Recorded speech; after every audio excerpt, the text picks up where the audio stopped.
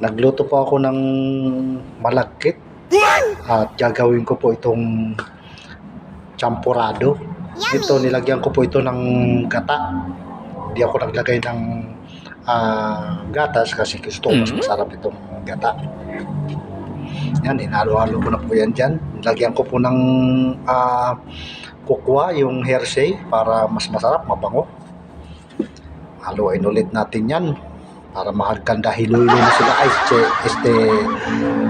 Nagdagdag ko ng asukal, konting asukal lang mga buddy kasi sobrang sarap na ito yung ginamit ko talaga diyan na malagkit para mas masarap. Yun, kailangan mas maraming sabaw para hindi siya ganun matuyo. At ito na mga buddy, tikman ko na kung gaano talaga kasarap. Actually, masarap talaga siya mga buddy kahit hindi nalagyan ng gatas kasi yung gata nga.